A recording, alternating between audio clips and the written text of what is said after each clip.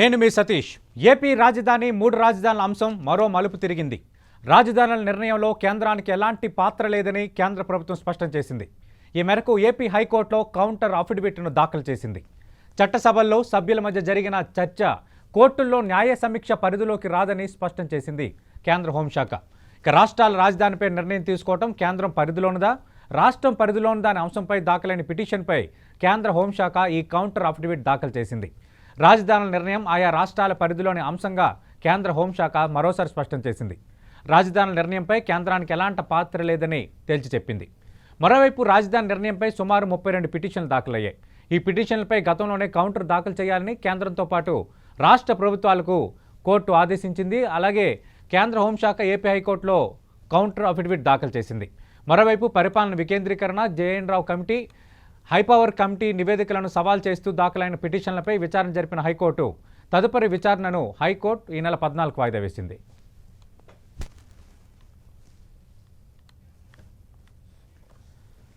YCP ప్రభుత్వం తీసుకున్న మూడు రాజధానుల నిర్ణయంపై కేంద్రం జోక్యం చేసుకోవాలన్న టీడీపీ అధినేత చంద్రబాబుకు మంత్రి బొత్స సత్యనారాయణ కౌంటర్ ఇచ్చారు.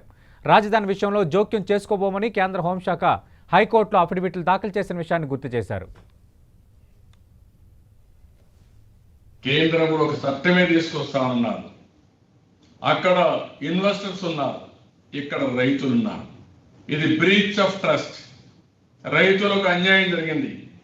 రైతులకు మనం ఒక అవగాహన, ఒక ఎంఓయూ చేశాం, ఒక అగ్రిమెంట్ చేశాం, దానిపైన వాళ్ళు ల్యాండ్ ఇచ్చారు. అలాంటి రైతుల యొక్క విశ్వాసాన్ని కాపాడవలసిన బాధ్యత కేంద్ర ప్రభుత్వం కూడా ఉంది. కేంద్రం ఆ రోజు మీరు చూస్తే ఏదైతే క్యాపిటల్ గెయిన్ ట్యాక్స్ కూడా ఎగ్జామ్ చేశారు, రైతులకు సహాయం చేశారు, రాజధాని డబ్బులు ఇచ్చారు. ఇప్పుడు కేంద్రం కూడా ఇంటర్ఫీర్ అయి ఈ రాజధానిని కాపాడవలసిన అవసరం ఉంది. వికేంద్రీకరణని 3 ప్రాంతాల్లో ఇవాళ రాజధానిని కేంద్రాలుగా గుర్తించి వాటిని రాజధానిగా ప్రకటించడం జరిగింది. నువ్వేం చేసావు? ఏమనంటే కేంద్రం జోక్యం చేసుకోవాలి అని అంటున్నావు. అమరావతిని రాజధానిగా ప్రకటించడంలో కేంద్రానికి ఎలాంటి పాత్ర లేదు. జూలై 31న 2020 ఏపీ ప్రభుత్వం పరిపాలన వికేంద్రీకరణ చేసింది. పరిపాలన వికేంద్రీకరణ సంబంధించి గెజిట్ విడుదల చేసింది. గెజిట్ ప్రకారం ఏపీలో 3 పాలనా కేంద్రాలు ఉంటాయి. 3 పాలనా కేంద్రాలు రాజధానిగా గెజిట్ పేర్కొంది. గెజిట్లో శాసన రాజధానిగా అమరావతిని పేర్కొన్నారు. గెజిట్లో పరిపాలన రాజధానిగా విశాఖను పేర్కొన్నారు. గెజిట్లో న్యాయ రాజధానిగా కర్నూలుని పేర్కొన్నారు కేంద్రం.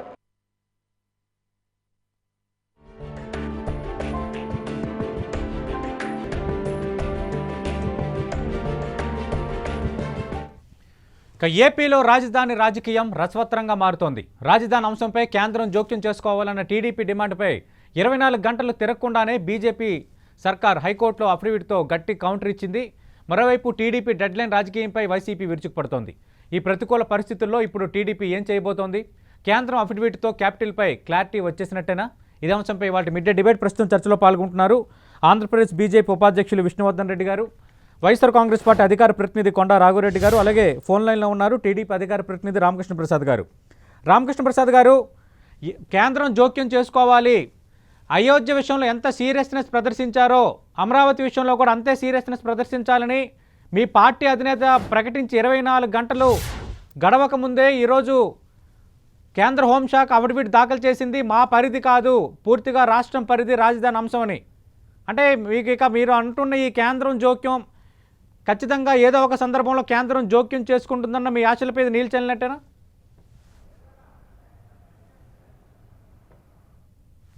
పులి అనేది బాగా ఎక్కువైపోయిందేమో అనిపిస్తా ఉంది సార్. ఈ అఫిడవిట్ నేను చదివాను.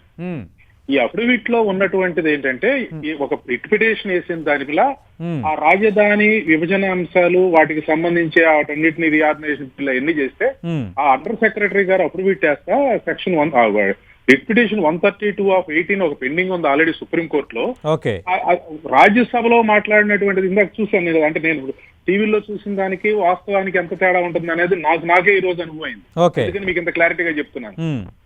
రాజధానికి సంబంధించి మన రాజ్యసభలో మాట్లాడింది, అంటే చట్టసభలో రాజ్యసభలో మాట్లాడింది మీ జ్యూరిడిక్షన్ కింద కాదు. అంటే నేను అనుకోవడం అది ప్రత్యేక స్పెషల్ స్టేటస్ కు సంబంధించి ఇచ్చిన హామీని న్యాయస్థానానికి అది కూడా వేసినట్టున్నారు అని దాన్ని పొందుపరుస్తా. దానిలో చెప్పింది ఏంటంటే 11వ పాయింట్ లో సెక్షన్ 6 ఆఫ్ ఏపీ ఆ యాక్ట్ కింద శివరామకృష్ణన్ కమిటీని నియమించారు. ఆ కమిటీ వచ్చేసి 28/3/2014 అయితే 38/14 మాకు సబ్మిట్ చేసింది రిపోర్టు. మేము 1/9/2014 అది అక్కడ పంపించేసాం స్టేట్ గవర్నమెంట్ కి.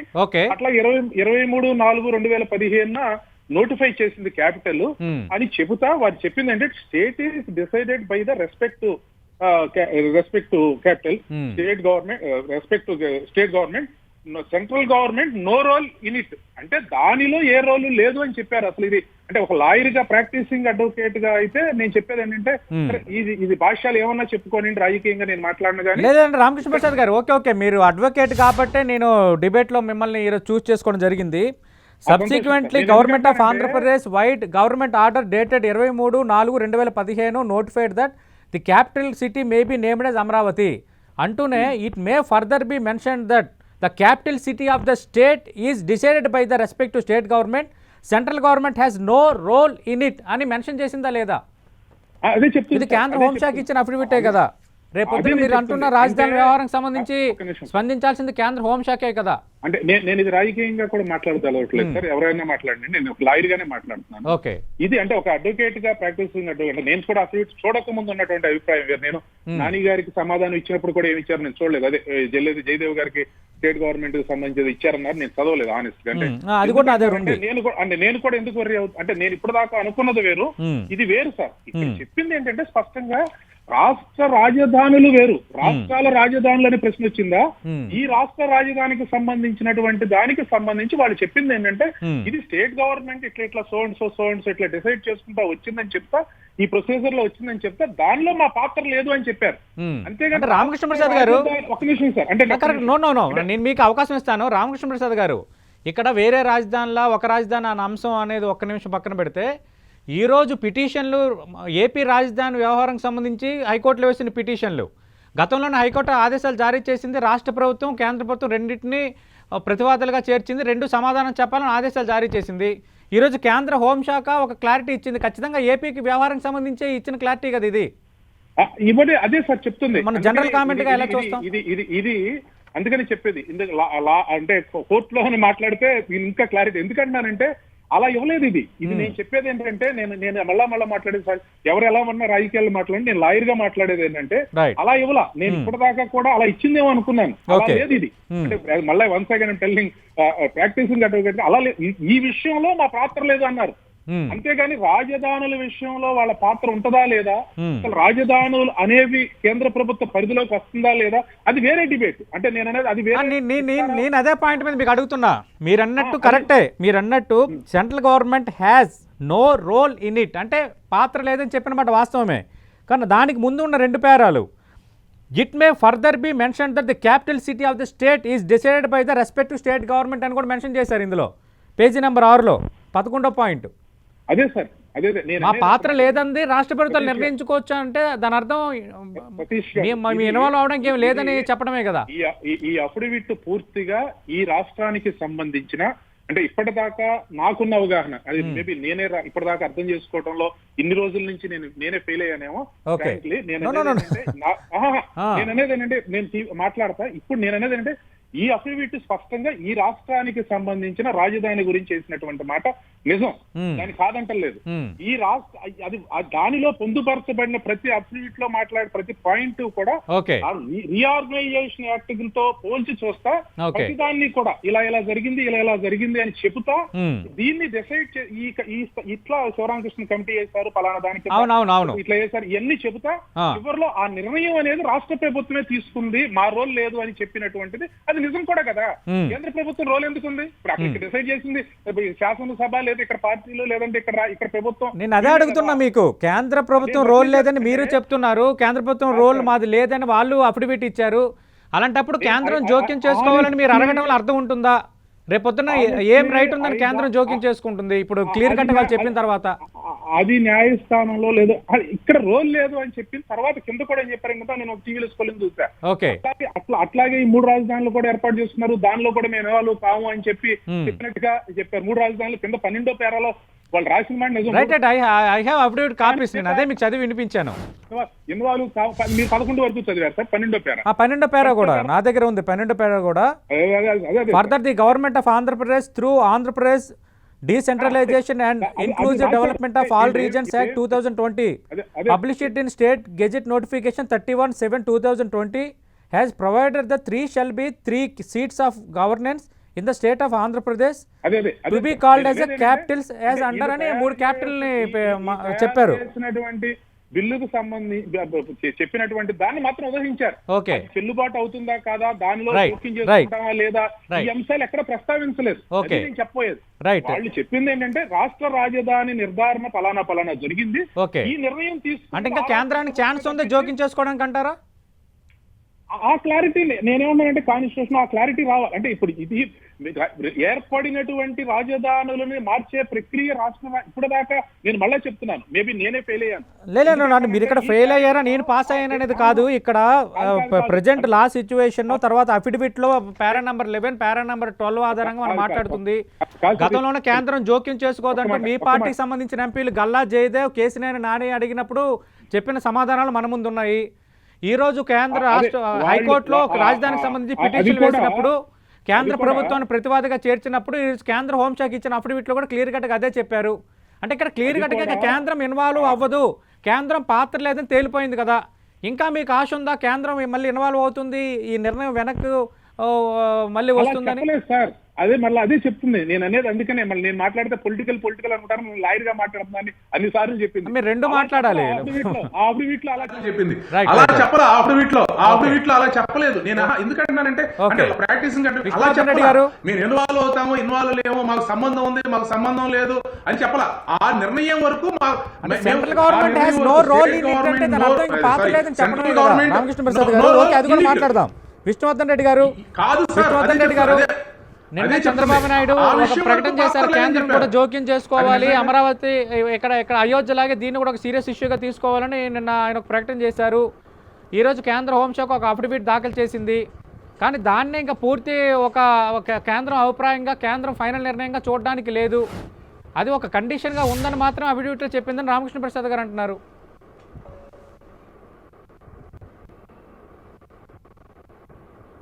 ఫ్యాక్ట్ చెప్పింది రామకృష్ణ ప్రసాద్ గారు.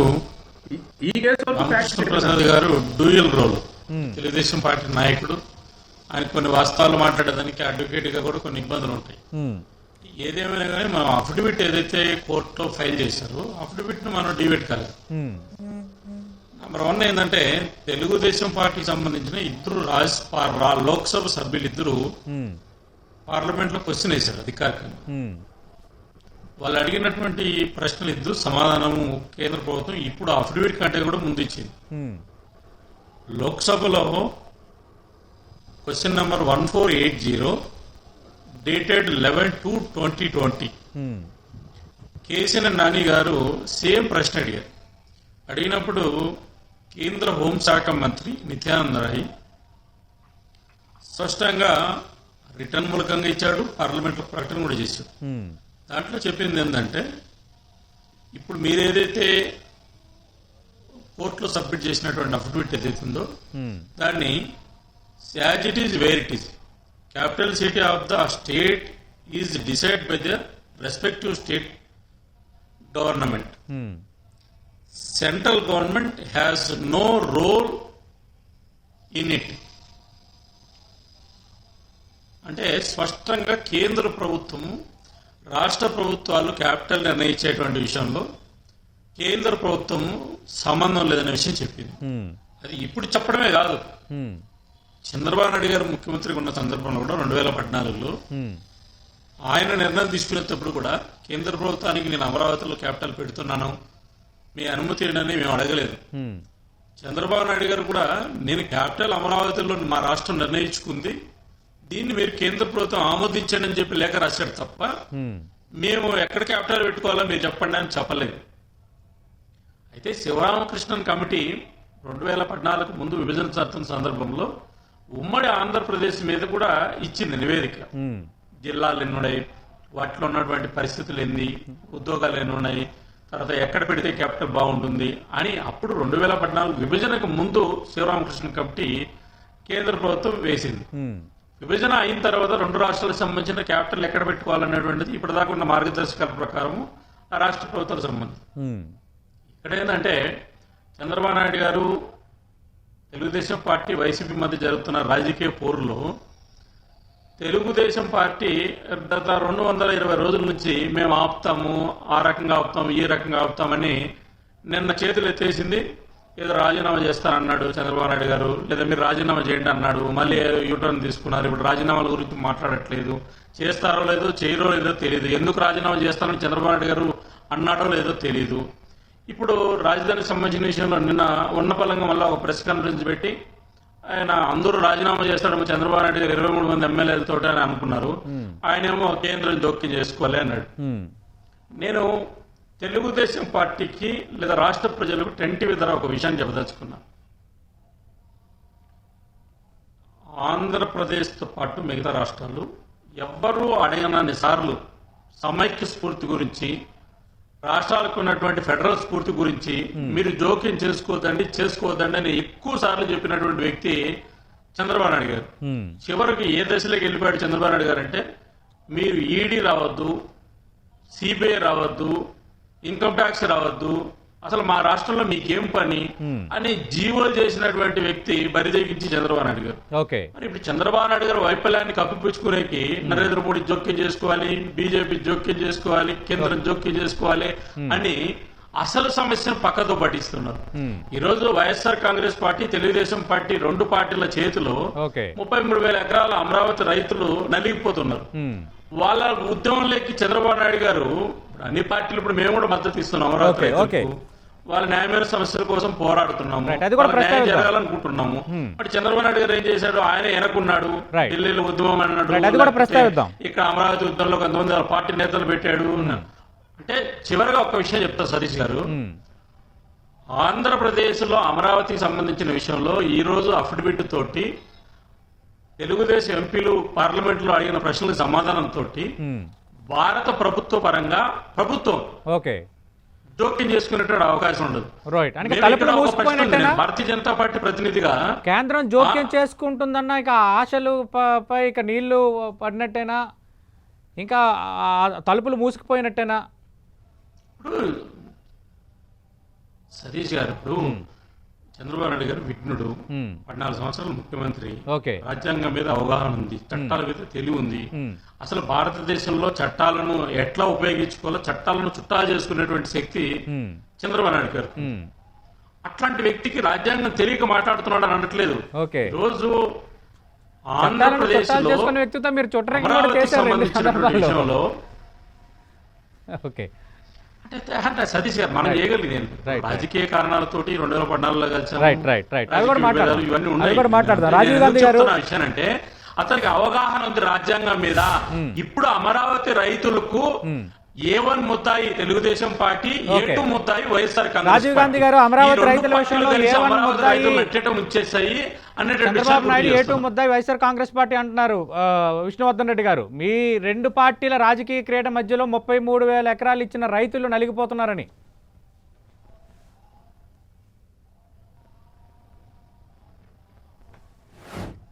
తీసుకున్నటువంటి 3 రాజధానుల అంశాల్లో వన్ ఆఫ్ ద క్యాపిటల్ అనేటువంటిది అమరావతి అన్న విషయాన్ని మరి బీజేపీ వాళ్ళు ఎందుకు గుర్తించట్లేదో, ఆ లోపం వాళ్ళలో ఎందుకు ఉందో నాకైతే అర్థం కావట్లా.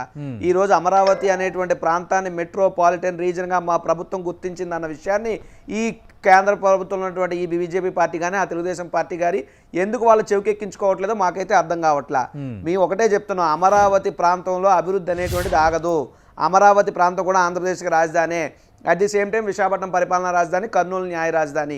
ఇక్కడ ఒకటే మా మేనిఫెస్టోలో కూడా మేము ఆ రోజు 3 ప్రాంతాల సమగ్ర అభివృద్ధి మా ధ్యేయం అనేటువంటి విషయాన్ని మా మేనిఫెస్టోలో కూడా ఆ రోజు మెన్షన్ చేసాం. అది కూడా మీరు సోషల్ మీడియాలో చూస్తే ఈ మధ్యకాలంలో బాగా వైరల్ అయింది. మా మేనిఫెస్టోలో మేము చెప్పినటువంటి ఆ 3 రాజధానులు అన్నమాట. 3 రాజధానులు అన్నాం, మేము 3 ప్రాంతాలు అన్నాం.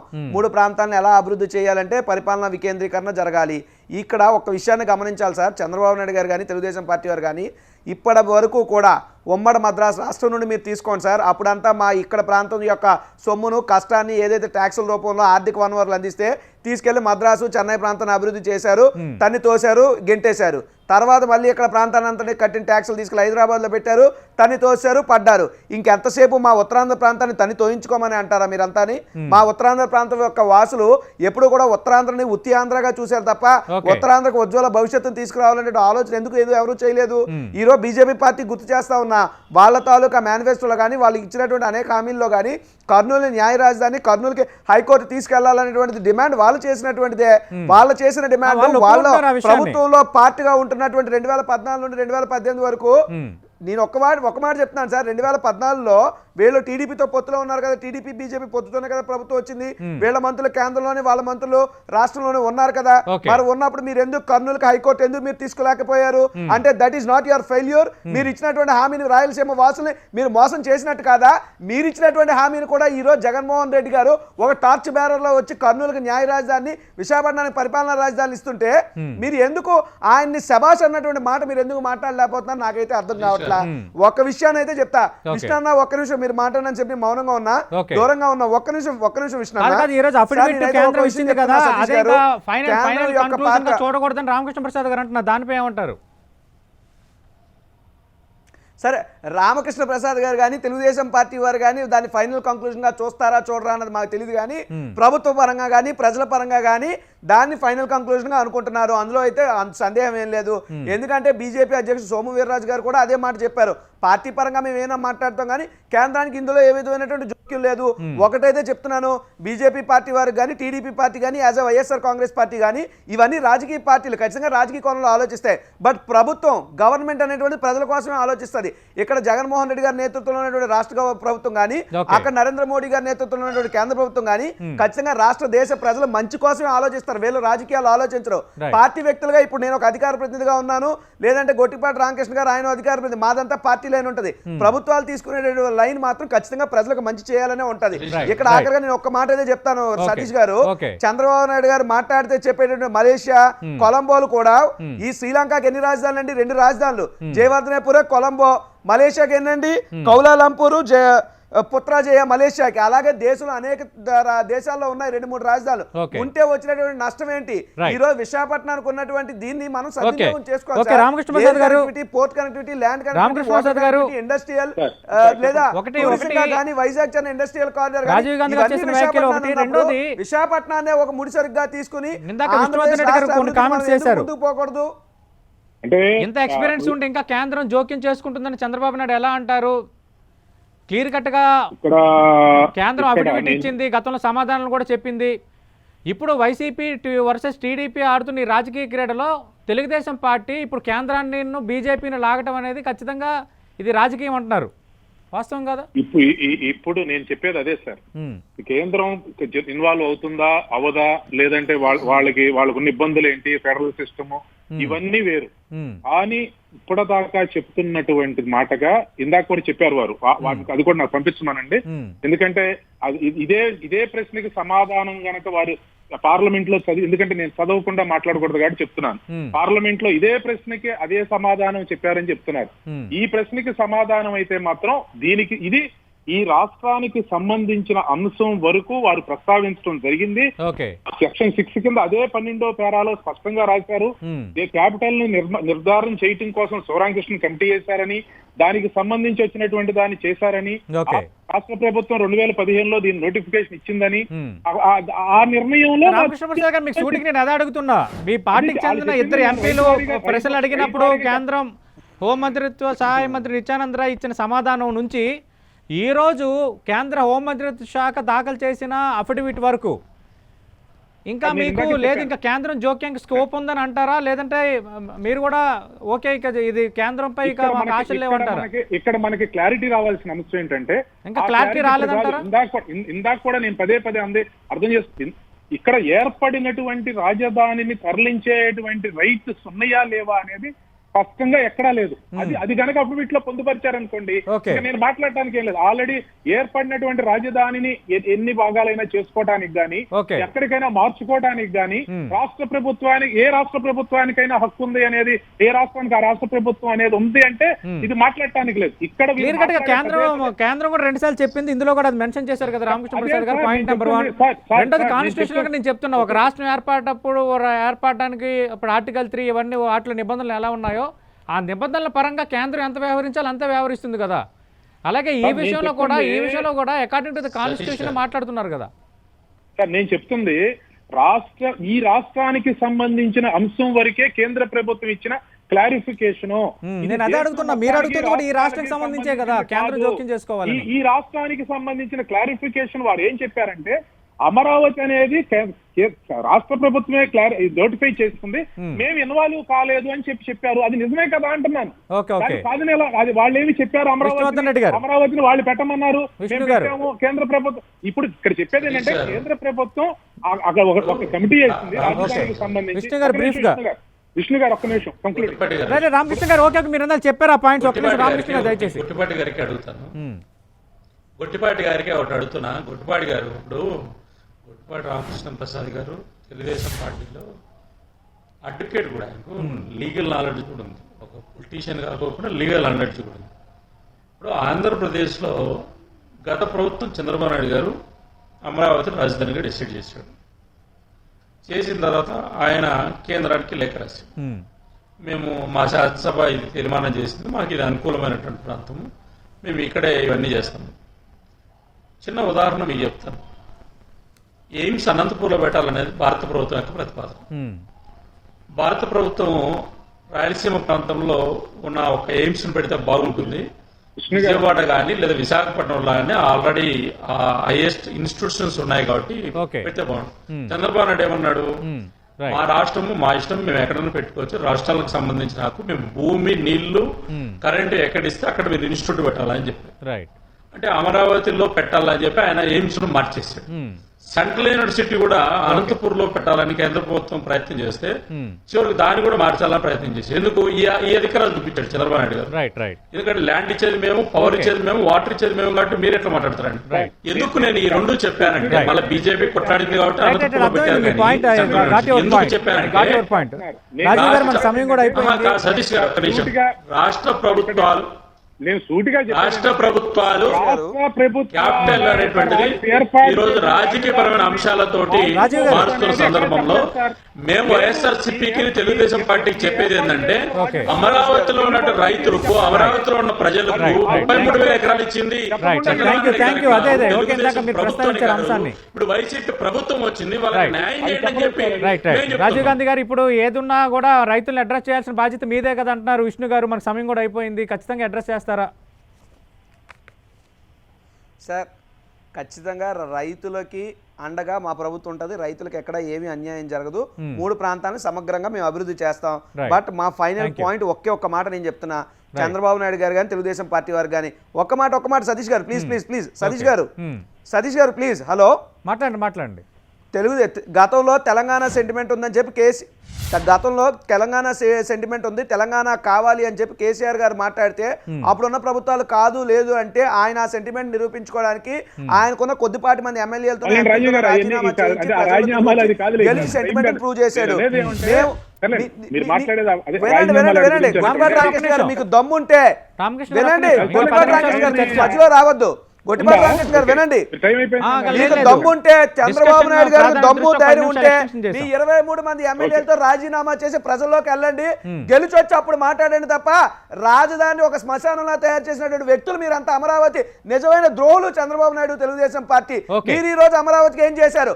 అమరావతి అభివృద్ధి కేవలం జగన్మోహన్ రెడ్డి గారితో సాధ్యం, దాంతో పాటు విశాఖ కర్నూలు కూడా మేమే అభివృద్ధి చేయబోతున్నాం. మీరు ఆంధ్రప్రదేశ్ రాష్ట్ర రాజధాని కుక్కల చింపిన విస్తరణ మాదిరి మీరు తయారు చేశారు కాబట్టి ఆ ప్రాంతంలో ఒక్క ఎమ్మెల్యే సీట్ కూడా మీకు ఇవ్వకుండా ప్రజలు చీకొట్టారు. అయినా మీకు ఇంకా బుద్ధి రాకుండానే అమరావతి పేరుతో నాటకాలు ఆడుతూ లేదా రియల్ ఎస్టేట్ డ్రామాలు కడుతున్నారు. దయచేసి ఇప్పటికైనా మారండి. జగన్మోహన్ రెడ్డి గారు తీసుకున్నటువంటి నిర్ణయానికి చేతనైతే బాధ్యత గల ప్రతిపక్షంగా మద్దతు తెలపండి, లేదంటే ఊరుకోండి తప్ప ఏదో యజ్ఞాలు చేసే ఋషుల మీద రాక్షసులు వచ్చి బురద జల్లే విధంగా మీరు చేయొద్దు. ఈ రోజు జగన్మోహన్ రెడ్డి గారు ఒక ఋషిలాగా ఒక యజ్ఞం చేస్తున్నాడు పరిపాలనా రాజధానితో ఆంధ్రప్రదేశ్ రాష్ట్ర అభివృద్ధి చెందాలని చెప్పి ఓకే, ఈ ఓకే, చంద్రబాబు ఓకే, నాయుడు రాజీవ్ గారు, గారు రామకృష్ణ ప్రసాద్ గారు. యజ్ఞాన్ని భగ్నం చేయాలని రామకృష్ణ కుట్రలు ప్రసాద్ గారు, పన్నుతున్నారు. ఓకే, ఓకే, రాజధాని విషయంలో మేమైతే ఖచ్చితంగా రాజధాని చేస్తున్నాం, రాజధాని మూడు విషయంలో రాజధానులు ముందు నుంచి కూడా తెలుగుదేశం బాగా పార్టీ నేర్చుకోవాలా? ముందు నుంచి కూడా తెలుగుదేశం పార్టీ ఒకే స్టాండ్ మీద ఉంది. చెప్పకూడదు, లేదులేండి, నా వయసులో రాజధాని పదేళ్ళు విషయంలో మీకు. ముందు నుంచి చిన్న తెలుగుదేశం పెద్ద పార్టీ కాదు, ఒకే సబ్జెక్ట్ స్టాండ్ ముందు మీద ఉంది. రామకృష్ణ. ఒక పొలిటికల్ పార్టీగా చిన్న పెద్ద అటు ఇటు ఏంటి, డిబేట్ సబ్జెక్ట్ కాకుండా మాట్లాడాలి ఒక కదా. well and good. మీరు ఒక సబ్జెక్ట్ విషయం మాట్లాడితే అన్నారు. చిన్నోడు, సబ్జెక్ట్ మాట్లాడితే కానీ పెద్దోడా? మీ ముందున్న ఆప్షన్స్ ఎందుకు రెండే. వ్యక్తిగతంగా ఒక నిమిషం, ఒక నిమిషం. మాట్లాడండి. రాజీవ్ గారు ఒక్క నిమిషం, రాజీవ్ గారు ఒక్క నిమిషం, రాజీవ్ గారు ఒక్క నిమిషం. రామకృష్ణ ప్రసాద్ గారు, మీ ముందున్న ఆప్షన్స్ రెండే. ఒకటి కేంద్రం జోక్యం చేసుకోవాలనటం, రెండు న్యాయ పోరాటం. ఇప్పుడు కేంద్రం ఇంత క్లారిటీగా చెప్పిన తర్వాత కూడా ఇంకా కేంద్రం జోక్యం చేసుకోవాలని ఎలా అంటారని అటు రాజీవ్ గాంధీ గారు అడుగుతున్నారు, విష్ణువర్ధన్ రెడ్డి గారు అడుగుతున్నారు. Point number 1. పాయింట్ నెంబర్ 2, గతంలో ఈడీ వస్తే ఇది ఫెడరల్ స్ఫూర్తికి విఘాతం అన్నారు. సిబిఐకి కన్సెంట్ ఇవ్వాల్సి వచ్చినప్పుడు ఇది ఫెడరల్ స్ఫూర్తికి విఘాతం అన్నారు. చివరికి ఎయిమ్స్ అనంతపురంలో పెట్టాలని కేంద్రం యోచిస్తే చివరికి అది మంగళగిరిలో పెట్టుకున్నారు. అంటే అప్పుడు మాత్రం రాష్ట్ర అధికారులు గుర్తొచ్చాయి, ఇప్పుడు మాత్రం కేంద్రం జోక్యం చేసుకోవాలనటం రెండు నాలుకల ధోరణి కాదన్నది. సార్ ఇప్పుడు అదే చెప్తుంది, రాజకీయ విమర్శలు మాట్లాడితే సార్ 5 ఏళ్లలో కరకట్ట రోడ్డు ఎలా వేశారు ఇలా అమరావతి రాజధానికి? అప్పుడు మనకి రాష్ట్రాలు 5 ఏళ్లలో కరకట్ట రోడ్డు కూడా ఇలా లేదు. ఇది విష్ణు గారు రేజ్ చేసిన ప్రశ్న. అప్పుడు ఈయన వీళ్ళు ఉమ్మడి ప్రభుత్వంలో ఉన్నప్పుడు అప్పుడు ఏం జరిగింది, ఏం సందర్భం జరిగింది, అవన్నీ మెడికల్ మినిస్టర్ గా ఉంది బీజేపీ మంత్రి గారే. ఇవన్నీ నేను అదే ఊరిని అన్నెసరిగా మళ్ళీ ఎక్కడెక్కడికో ఇవన్నీ ఇప్పుడు అక్కడ ఏం చేస్తుంది నాకు తెలియదు. ఇప్పుడు ఇందాక రాజీవ్ చెప్పినట్టుగా మేము పార్టీ అధికార ప్రతినిధులు, కనీసం మా విష్ణు గారు కనీసం అధికార అదే అఫిషియల్ దీనికన్నా అయ్యాడు ప్రభుత్వ పరంగా, నేను ఎంతవరకు ఏం అవ్వలేదు కాబట్టి ఆ రోజు డిస్కషన్ అవన్నీ వాటిలోకి వెళ్తా ఉంటే మీరు 5 నిమిషాలు 3 నిమిషాలు టయాలు మాకు చాలు. నేను ఇక్కడ కాదు కాదు మీ పార్టీ అధినేత మాజీ ముఖ్యమంత్రి చంద్రబాబు నాయుడు మీరు చేసిన ప్రకటనే కదా, అదే కదా మనకి ఇప్పుడు బేసు. కేంద్రం జోక్యం చేసుకోవాలని అన్నారు, ఈ రోజు అఫిడవిట్ ఇచ్చింది. మాట్లాడుకున్నాం, నిన్న మాట్లాడాం టీవీలో, ఏదో టీవీలో ఎవరో ఒకరు నేను రాపోవచ్చు, ఇంకోళ్ళు ఎవరో వచ్చి ఉంటారు. నేను ఇక్కడ మీరు పిలిచింది మమ్మల్ని ఒకదానికి అఫిడవిట్ ఇలా ఫైల్ చేసింది కదా, దీని మీద ఒకటి మేము మొదటి నుంచి చెప్తుంది ఆ తెలుగుదేశం పార్టీకి సంబంధించిన అంశం కాదు, అన్ని రాజకీయ పార్టీలు సమర్థిస్తున్నాయి. విష్ణు గారు ఇప్పుడు కూడా చెప్తున్నాడు ఆ అమరావతికి మేము మద్దతు ఇస్తా ఉన్నాం, అమరావతికి క్యాపిటల్ గా ఉండాలని కోరుకుంటా ఉన్నాం, దానిలో ఏ డివియేషన్ లేదని. ఇక కేంద్ర ప్రభుత్వం ఇన్వాల్వ్మెంట్ అవుతుందా లేదా అనేది అది కేంద్రానికి సంబంధించిన విషయం. నేను కాదంటలేదు విష్ణు గారు రెండంటే వస్తారనో రెండంటే పోతారనో నేను చెప్పాను. విష్ణు గారి అభ్యంతరం, బీజేపీ అభ్యంతరం ఏంటంటే ఇప్పుడు కేంద్రాన్ని ఎందుకు కార్నర్ చేస్తారు, బీజేపీ ఏదో చేతిలో మంత్రదండం ఉండి ఉపయోగించట్లేదన్న ధోరణిలో ఎందుకు మాట్లాడుతున్నారు అన్నది వాళ్ళ ప్రశ్న. విష్ణు గారు మొదలు చెప్పినట్టుగా డ్యూయల్ రోల్ రామకృష్ణ అని చెప్పినట్టుగా నిజమే. ఎందుకంటే రాజకీయంగా అయితే నేను మాట్లాడేది పదే తెలుగుదేశం మాట్లాడేది అధికార ప్రతినిధి అంటారు కాబట్టి నేను కాదండి లాయర్ గా చెప్తున్నాను అంటున్నాను. ఈ చూసినటువంటి అఫిడవిట్ లోనే ఉన్నటువంటిది ఏంటంటే ఈ రాష్ట్రానికి సంబంధించినటువంటిది 11వ పేరాలో స్పష్టంగా పొందుపరిచారు. చివరిలో రాసింది కూడా దీనిలో రెస్పెక్టివ్ స్టేట్ డెసిషన్ మాకు సంబంధం లేదు అని చెప్పి రాశారు. అది నిజమే కదా అని నేను అంటున్నాను. కానీ దానికి పైన రాశారు రాజధాని ఏర్పాటు కోసం. ఒక్క నిమిషం సార్, రాజధాని ఏర్పాటు కోసం కేంద్ర ప్రభుత్వమే ఒక కమిటీ నియమించిందని, ఆ కమిటీ సూచనల మేరకే రాష్ట్ర ప్రభుత్వానికి సూచనలు పంపించామని రాష్ట్ర ప్రభుత్వం నిర్ణయం తీసుకుందని చెప్పారు. అది నిజమే. అంటే కేంద్ర ప్రభుత్వం కాన్స్టిట్యూట్ చేసిన కమిటీ ప్రకారం ఒక రాజధాని ఏర్పడింది. ఆ రాజధాని నిర్ణయంలో కేంద్ర ప్రభుత్వం విష్ణు గారు ఓకే కేంద్రం జోక్యం చేసుకుంటుందా చేసుకోదా అనేది పక్కన పెడితే మీరు కూడా అమరావతిలోనే రాజధాని కంటిన్యూ చేయాలని అంటున్నారు కాబట్టి తెలుగుదేశం పార్టీ వాదన కరెక్ట్ అయిన బీజేపీ కూడా ఒప్పుకున్నట్టే కదా. పాయింట్ నెంబర్ 2, ఇందాక రాజీవ్ గాంధీ గారు ఒక అంశాన్ని ప్రస్తావించారు, అమరావతిలో కూడా రాజధాని మార్చట్లేదు కదా, అమరావతిలో రాజధాని మేము ఉంచుతున్నాం కదా లెజిస్లేచర్ రాజధానిగా, లెజిస్లేటివ్ క్యాపిటల్ గా, ఎందుకు దాన్ని ఒక రాజధానిగా మేము ఉంచుతున్న అంశాన్ని ఎందుకు భారతీయ జనతా పార్టీ గుర్తించదని. సతీష్ గారు ఇప్పుడు రామకృష్ణ ప్రసాద్ గారికి ఒక విషయం, ఇప్పుడు మన రాజకీయాలు ఎన్ని మాట్లాడినా వచ్చే పక్కన పెట్టండి, రాజకీయం వేరు చట్టం వేరు. చిన్న ఉదాహరణ మీకు ఒకటి, తెలంగాణ సెక్రటరియట్ కూల్చేయకూడదని చెప్పి కేంద్ర హోంశాఖ సహాయ మంత్రి కిషన్ రెడ్డి గారి నుంచి మొదలుపెట్టి మా బండి సంజయ్ వరకు తెలంగాణలో బీజేపీ మొత్తం పార్టీ ఆందోళన చేస్తుంది చాలా రోజులుగా. భారత ప్రభుత్వానికి హైకోర్టు తెలంగాణ ప్రభుత్వం ఒక లేఖ రాసింది, కేంద్ర ప్రభుత్వం ఒకవేళ కూల్చొద్దా కూర్చోకూడదా ఏమున్నాయి నిబంధనలన్నీ అడిగింది. భారత ప్రభుత్వము భారతీయ జనతా పార్టీ నడుపుతుంది. భారత ప్రభుత్వం హైకోర్టుకును రాష్ట్ర ప్రభుత్వం తెలంగాణకు ఏం రాసిందంటే మా దగ్గర ఉన్న కేంద్ర ప్రభుత్వ నిబంధనల ప్రకారము సెక్రటరేట్ను కూల్చేయచ్చు, కూల్చేసేయకుండా ఆపాల్సిన అవసరం లేదని చెప్పింది.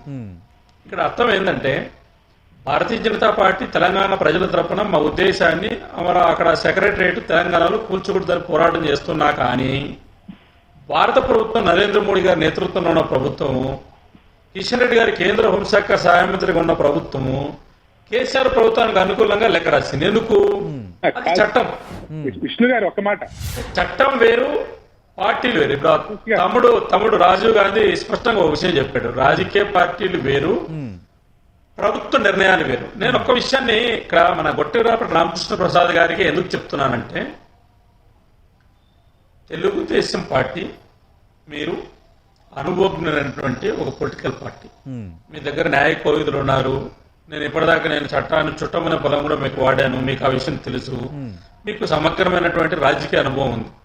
ఆంధ్రప్రదేశ్ ప్రభుత్వం, వైఎస్ఆర్ కాంగ్రెస్ పార్టీ ఒకటి వాస్తవం, 220 రోజులు అమరావతి రైతులు ఉద్యమం చేస్తుంటే జగన్మోహన్ రెడ్డి గారు బుల్లెట్ ప్రూఫ్ అద్దాల కారులో కాన్వాయ్ వాళ్ళ ముందర వెళుతున్నా వాళ్ళ ఘోష కానీ వాళ్ళ బాధ కానీ ఏదో రాజకీయ కారణాలు లేకపోతే కుల కారణాలు లేకపోతే ఏదో కారణాలతోటి ఇప్పటి వరకు ఒక మంత్రివర్గ బృందాన్ని కనీసం ఒక 5 మందిని పంపించి, ఇప్పుడు సోదరుడు మన వైసీపీ ప్రతినిధి చెప్పినట్టు మీరేం భయపడద్దండి, మేము మెట్రోపాలిటన్ రీజన్ చేస్తాం, మీకు ఆకాశ హార్మోన్లు కడతాం, లేదా చంద్రబాబు నాయుడు గారు ముందు తయారు చేసినటువంటి బాహుబలి సినిమా డిజైన్లన్నీ కూడా అట్లా ఉంటాయి, 33,000 మంది మీరు ఎవరు భయపడద్దండి అని ఈ రోజు వరకు కూడా వైసీపీకి సంబంధించినటువంటి మంత్రులు లేదా తెలుగుదేశం పార్టీ అమరావతిని ఏదైతే క్యాపిటల్ అని చెప్పిన అమరావతి ప్రాంతంలో ఉండవల్లికి సంబంధించిన ఎమ్మెల్యే శ్రీదేవి కానీ లేదా చంద్రబాబు నాయుడు కొడుకు ఓడిపోయినటువంటి ఏదైతే అక్కడ అసెంబ్లీకి సంబంధించిన ఎమ్మెల్యే రామకృష్ణారెడ్డి కానీ మంగళగిరిలో వెళ్ళలేదు. అంటే ఇది అన్యాయం అంటున్నా. చంద్రబాబు నాయుడు గారిని ఇప్పుడు మనం ఎంతసేపు మాట్లాడినా ఉపయోగం లేదు. కారణం ఏంటంటే ఆయన ఓడిపోయాడు, ఆయన ప్రతిపక్ష నేత, ఆయన గజిబిజి గందరగోళంలో ఉన్నాడు, ఆయన రాజీనామా చేస్తాను పొద్దున్నే అంటాడు, సాయంకాలం మాట వినరు, ఆ పార్టీని దాదాపు 6 నెలలు వదిలేసి హైదరాబాద్ జగన్మోహన్ రెడ్డి గారికి మీ ద్వారా సూటిగా రైతులకు సంబంధించిన విషయంలో ఈ రోజు వరకు కూడా ఉద్యోగం చేస్తాంటే వైఎస్ఆర్ కాంగ్రెస్ పార్టీ మాటలు చెప్తుంది తప్ప రైతుల దగ్గరికి ఒక ముఖ్యమంత్రి గాని అధికారులు విష్ణు గారిని ఒకసారి ఆగమనండి సార్, నాకు వాయిస్ వినబట్లే, ఆయన ఆగమనండి. న్యాయం చేయండి, రైతులకు న్యాయం చేయండి, 3 ప్రాంతాల అభివృద్ధి చేయడం అభ్యంతరం లేదు. విష్ణు గారు ప్లీజ్, అమరావతిలో మీరు ఆయన ఒకసారి ఆపండి సతీష్ గారు. రైతులకు మీరు మాటలతో ఉపన్యాసాలతో విష్ణు గారు ఓకే ఓకే ఓకే క్లారిటీ వచ్చింది మీ ప్రశ్నలో. ఆయన ఆపండి సార్. మా ప్రభుత్వం తరపున ఆల్రెడీ ఆయా గ్రామాల్లో ఎవరైతే ఆందోళన చేస్తున్న వాళ్ళు ఉన్నారో లేదా ఆ గ్రామాల్లో నివసిస్తున్నటువంటి పెద్దలు లాంటి వాళ్ళు ఎవరైతే ఉన్నారో వాళ్ళందరినీ కూడా వాళ్ళందరితో ఆల్రెడీ బొత్స సత్యనారాయణ గారు ఆయన గృహం దగ్గర తీసుకొచ్చి వాళ్ళందరినీ పిలిపించి ఇంటికి వాళ్ళతో కావాల్సిన మర్యాదలు చేసి వాళ్ళకు ఉన్న ఇబ్బందులు ఏంటి అవన్నీ కూడా కనుక్కోవడం జరిగింది. దాని తర్వాత ఆయన ఏదో ఎమ్మెల్యేలు వెళ్ళలేదు వాళ్ళు వెళ్ళలేదు అంటున్నారు. మా లావు కృష్ణదేవరాయలు గారు is a parliament member of our YSR Congress party.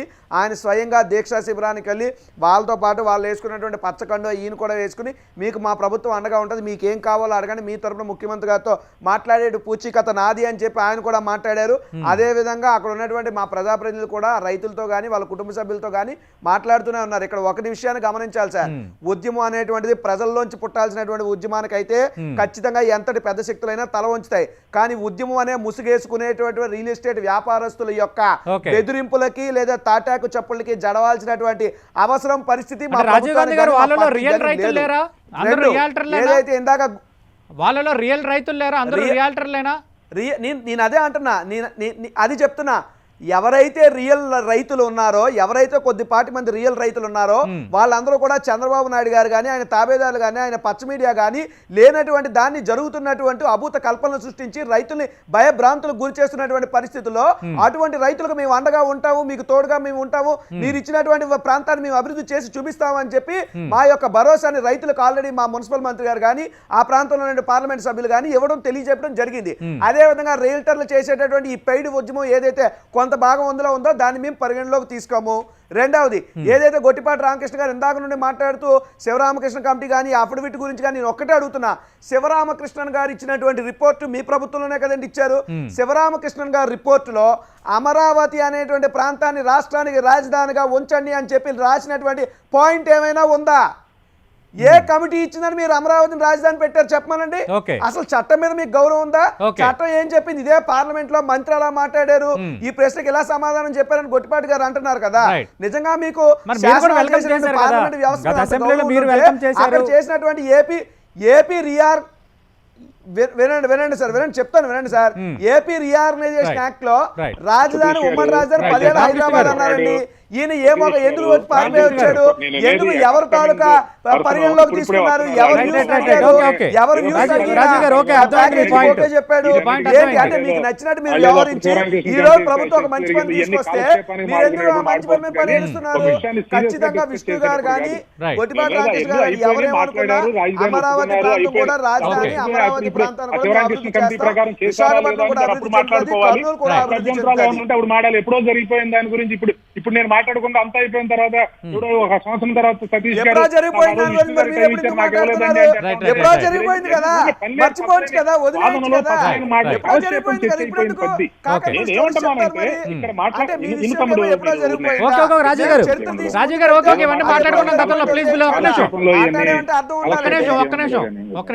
ఇప్పుడు నేను ఇక్కడ చెప్పింది ఇక్కడ మాట్లాడింది ఏంటంటే చంద్రబాబు నాయుడు గారు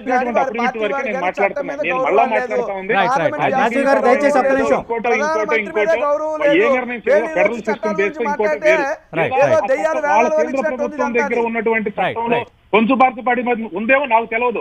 నేను చెప్పేది ఏంటంటే వేసినటువంటి అఫిడవిట్ మాత్రం ఈ రాష్ట్రానికి సంబంధించిన ఆ రోజు జరిగినటువంటి చేసినటువంటి నిర్ణయం సంబంధించి వాళ్ళు పేర్కొన్నారు. ఆ రోజు మాదేమీ లేదు, వాళ్ళే నిర్ణయం తీసుకున్నారని. అంతేగాని నిర్ణయానికి మద్దతు పలకటం గానీ ఇప్పుడు తీసుకున్న నిర్ణయానికి మద్దతు పలకటం గానీ రాష్ట్రాల్లో రాజధానులు మార్చుకోవచ్చు అని చెప్పింది కానీ ఏర్పడిన రాజధాని మార్చుకోవచ్చు అని కానీ ఉదహరించలేదు. న్యాయ పోరాటం కూడా చేస్తున్నారు కాబట్టి కొన్ని క్లారిఫికేషన్స్ వస్తాయేమో. Let us wait and see. మన సమయం కూడా అయిపోయింది. విష్ణు గారు స్ట్రైట్గా ఒకే పాయింట్ చెప్పండి. ఇక కేంద్రం జోక్యం చేసుకుంటుందన్న ఆప్షన్ టీడీపీ యాంగిల్లో క్లోజ్ అయినట్టేనా? టీడీపీ ముందున్న ఏకైక ఆప్షన్ న్యాయ పోరాటమేనా? బ్రీఫ్గా సమయం అయిపోయింది.